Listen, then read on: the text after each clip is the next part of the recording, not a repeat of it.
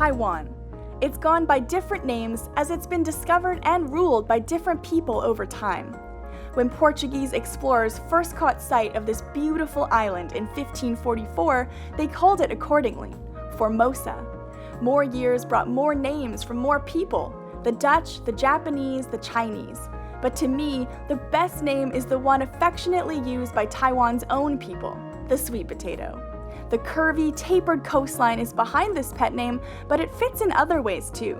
A sweet potato looks quite a bit like a regular spud, but one bite tells you that unless you look inside, you entirely miss the sweetness that sets it apart. Mark and I experienced a whirlwind trip to Taiwan, and we're taking you along. It's going to whet your appetite, but trust me, you're going to want more.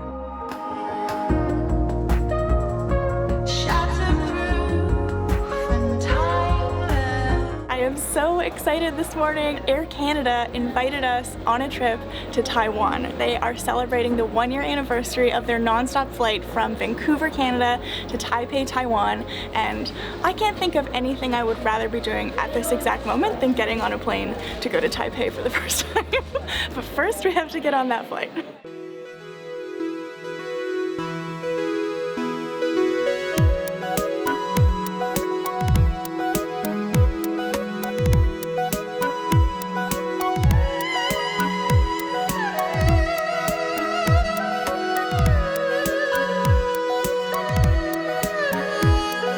Our first impression came before we even left the tarmac, and it set the tone for the entire trip. Okay, we just got off the plane, and the woman who was sitting in front of us heard us talking about how this was our first time in Taiwan, and she leaned around, she's like, "Welcome to Taipei! I hope you have a wonderful time." And I just thought, wow, what an introduction to this country. Such warm people so far from what we can tell. Yeah.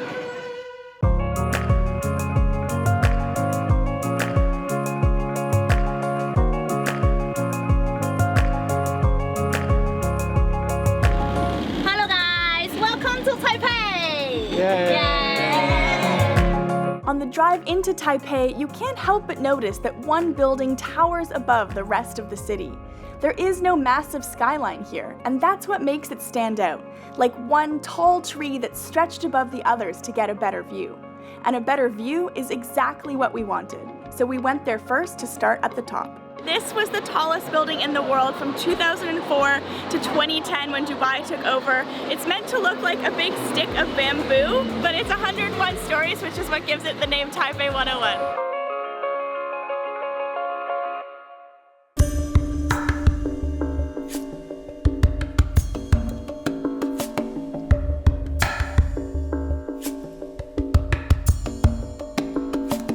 We've just come up to the 91st floor, which is outdoors, just in time for the sunset, and there's a very nice breeze up here too.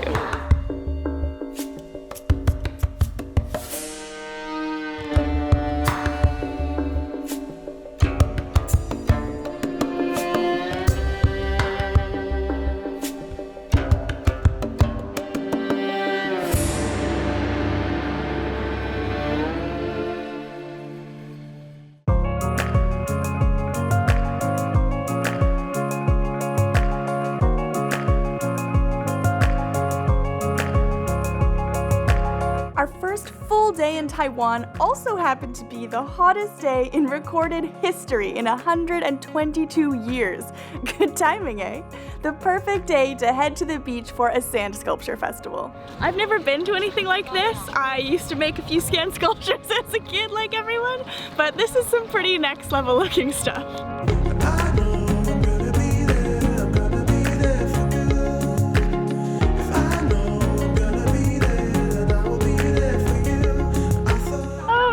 Just another day at the beach in Taiwan looking at international sand sculptures. Someone's got to do it, I guess.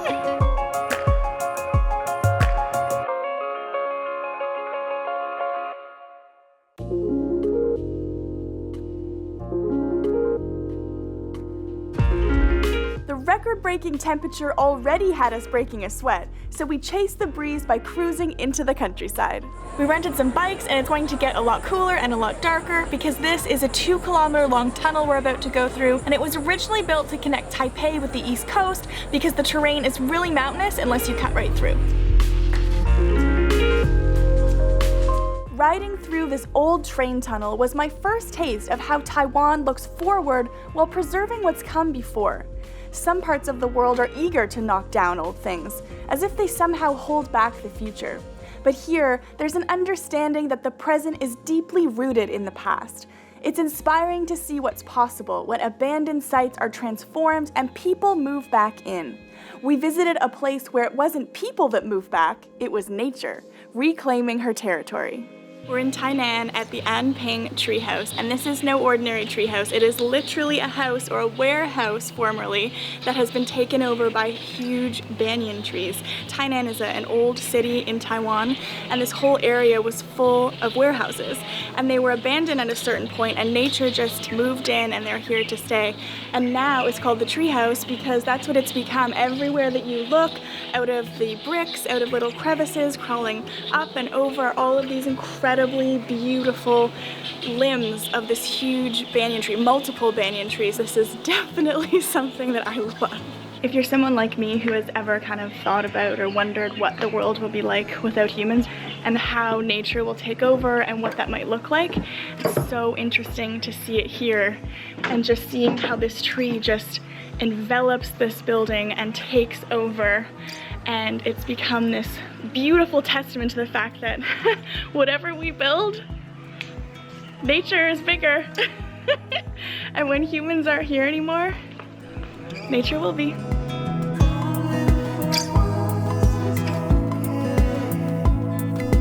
It's staggering to see how quickly tree giants can break their fists through brick walls and swing their legs over the eaves, making rooftops into treetops. I always wanted to live in a treehouse growing up, just like Swiss Family Robinson, and I think I have found the perfect treehouse scenario here.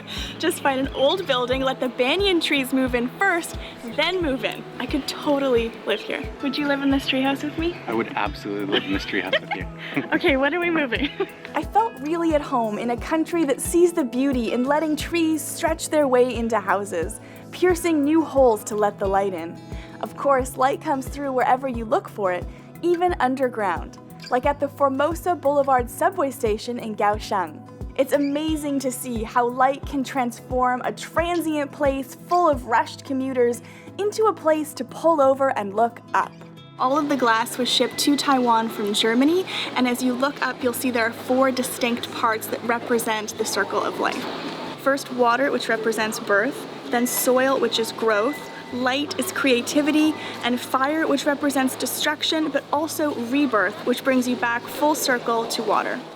Speaking of water, we boarded a ferry that zipped us across the waves to a tiny island called Xiaoliuqiu.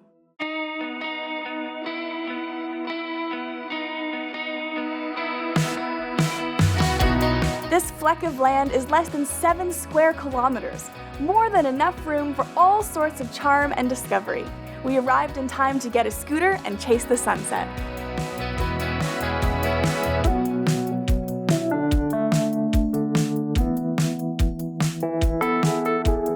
As the sun went down, the moon came up, and we felt a particular kind of giddy freedom I've only ever found on 2 wheels.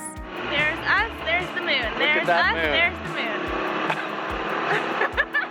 The next day, we got back on the scooter with a map in our hands and the intent to explore the entire island in our heads. Our first stop? One of Taiwan's most iconic landmarks that's made of coral limestone and sits in the shallows just shy of shore. Here on the island, one of the most recognizable landmarks that we really had to see is behind me. This is known as the flower vase because after years and years of erosion, it has this beautiful vase-like shape, and eventually, of course, it will tumble into the water, so we're just lucky to see it here while it's still standing.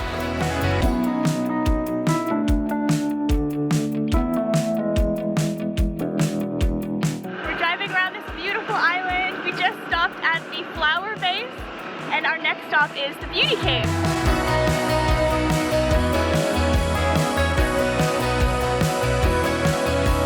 That breeze is heavenly. I could drive around here all day.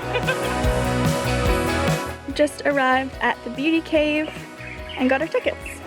I think this very graphic illustration is meant to warn us about hitting our heads on the rocks. More warnings to watch our head. I guess they're serious, we better be careful. Oh yeah. Whoa. You'd have to shimmy through this part.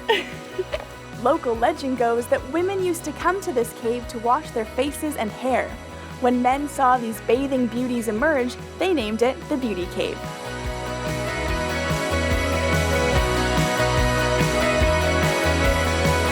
Look how cute our Scooty looks in this parking lot.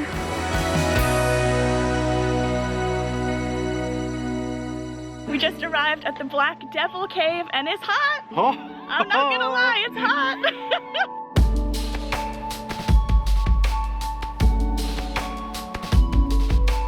It's pretty cold, eh? I feel like I should have brought a sweater. I'm absolutely freezing. It looks like it.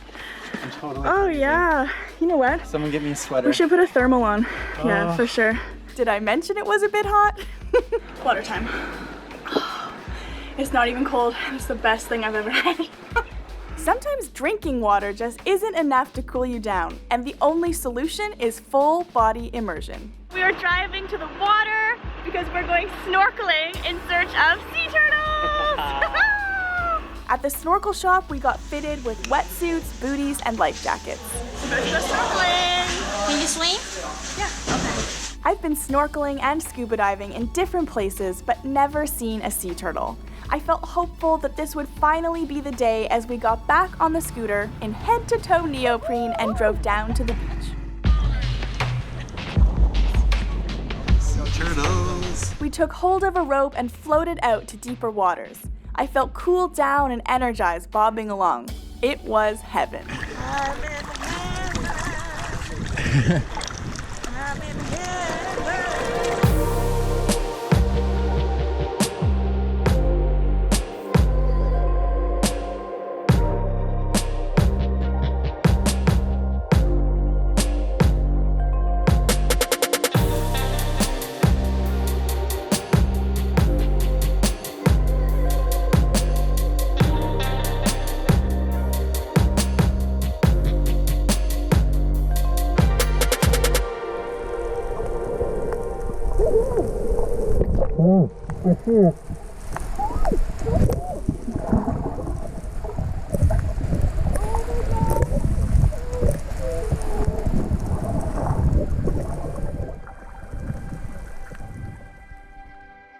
I felt overcome. My hands flew to my heart as the words "thank you" vaulted out of it, sprang from my mouth, and leapt up through my snorkel. I was overwhelmed, and all I could think was, I'm in Taiwan. My arms and legs move, my heart beats, my lungs breathe. I am so lucky. A moment of grace that you recognize from the inside as it's happening, which amplifies it and your heart swells in a lasting way. We saw more than one turtle, and each time made my heart feel more and more elasticized. I thought my heart might burst when one turtle, the biggest one, came right up to us. We swam within a meter of him for what felt like an eternity. He was eating and didn't mind at all when we silently pulled up a chair at his dining table. He was right underneath me. Yeah, it's right here. Wow! Woohoo! Yeah! That is one of the most incredible things. It is incredible! And it's huge, like this big. I didn't know turtles could get that big. Oh my god. Yeah, it's like my size. About the same size as About me. the same size. Oh my god. So cool.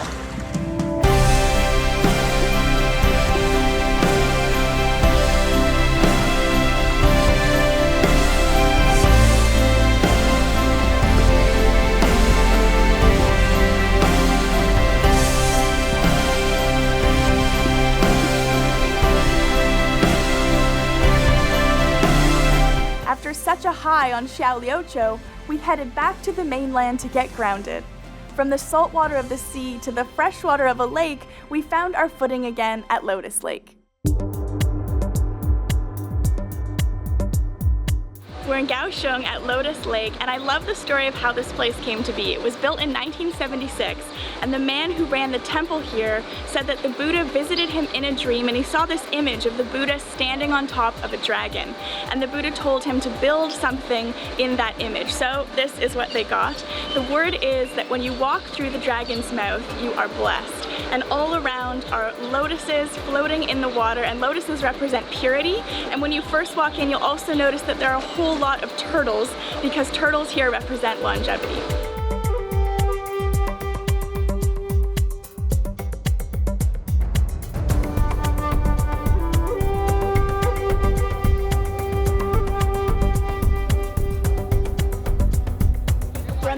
Of Lotus Lake now, and behind me are 2 towers with 7 levels, and those 7 levels are special. They're meant to represent the 7 levels of goodness, good deeds. And so when you enter, you're supposed to enter through the dragon's mouth on the left and then exit through the tiger, and this is to make sure that you leave all of your bad luck behind. We want to achieve the top level of good deed, so we're going to climb the 7 stories. Wish us luck.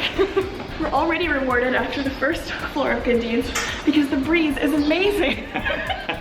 It's worth it. I wonder what the top level will be like.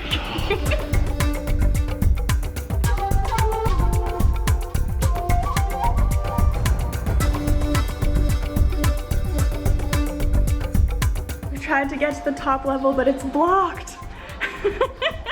There's a metaphor here somewhere, I'm sure of it. How will I do my 7th deed of goodness? I'm about to exit through the tiger. Here's all my bad luck, and I'm leaving it. Well, I don't know if all my bad luck is gone, but I do feel pretty good. With bad luck banished, or at least diminished, we found our way to the train station and took the high-speed rail back north to Taipei. I began to think luck really was on our side when we arrived just in time to see the changing of the guard at the Chiang Kai-shek Memorial Hall.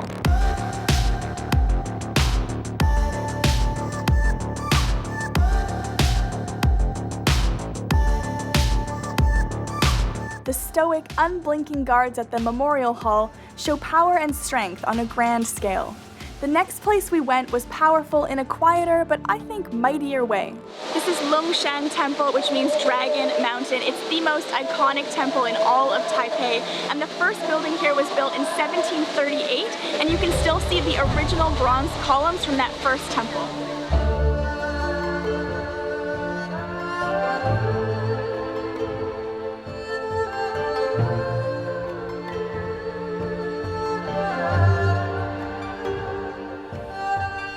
Longshan is a Buddhist temple, but they not only have Buddhist deities represented here, but also Taoist. And that is supposed to represent the peace and the tolerance between the 2 religions, having them in the same temple. The people behind me are all praying for love to the Taoist deity of love, and they're all asking a yes or no question of the gods. And the way that they get their answer to communicate with the gods is through these wooden pieces. So they make a prayer, they ask a question, and then they drop the pieces on the ground, and the way that these pieces fall gives them their answer from the gods.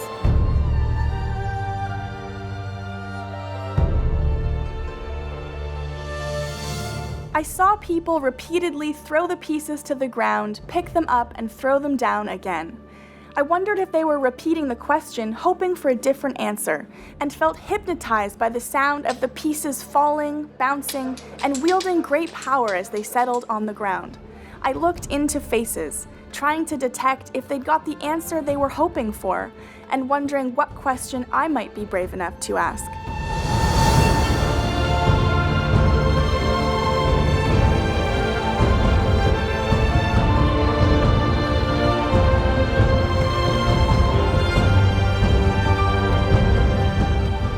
I told you Taiwan has a lot of names, so here's one more.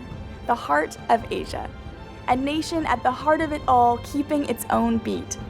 After visiting this beautiful island, I feel a tiny shift in my own heart.